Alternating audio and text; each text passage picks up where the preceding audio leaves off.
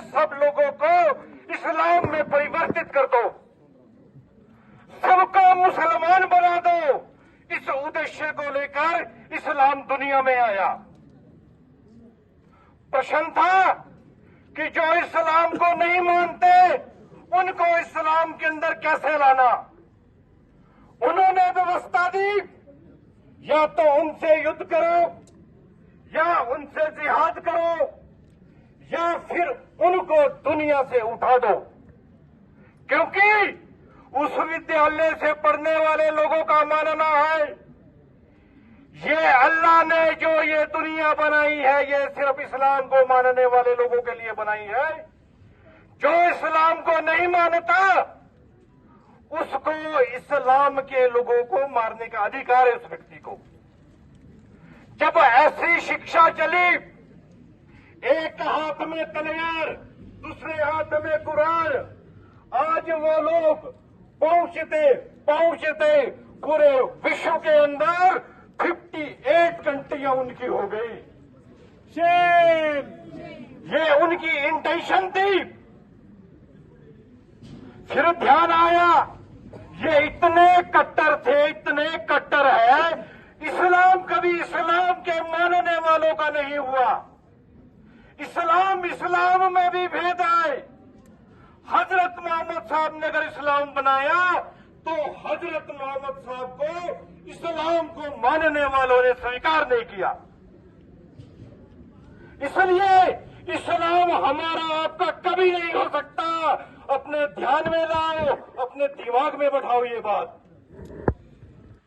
अरे हजरत मोहम्मद साहब का दामाद नबी 4 बजे जब फजल की नमाज पढ़ रहा था, इस इस्लाम के मानने वालों ने ही उसको उसकी गर्दन को उसके दर से अलग कर दिया।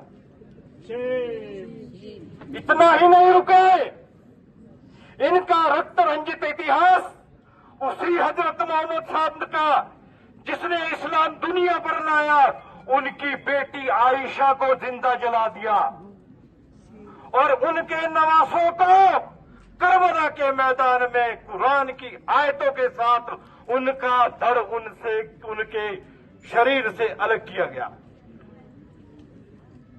इसलिए समझ लो ये इस्लाम इसी रूप में चलेगा तो अपना अलग अलग रूप बदलेगा।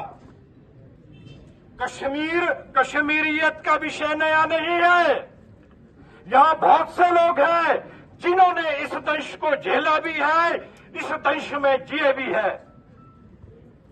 आपको ध्यान होगा 14 सितंबर 1989 टू 99, 90 का दशक याद है।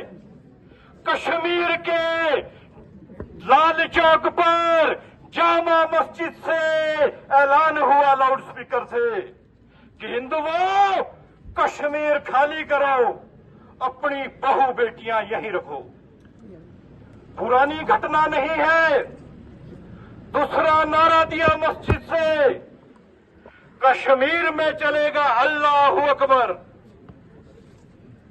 तीसरा नारा उसी मस्जिद से दिया गया कि हिंदुओं रातों रात कश्मीर खाली करो। परिणाम ये हुआ 3 लाख से अधिक हिंदुओं पंडितों ने कश्मीर छोड़ा।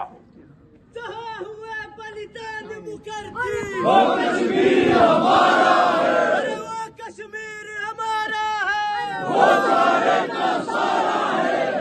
आज वही कश्मीरी इस इस्लाम का जो दंश झेल रहे हैं, अपने ही देश में रफ्यूजी बनकर रह रहे हैं। परंतु हमने इतिहास से सबक नहीं लिया। क्यों? हमको तो भाईचारा चाहिए, इंटेलेक्चुअल बातें चाहिए,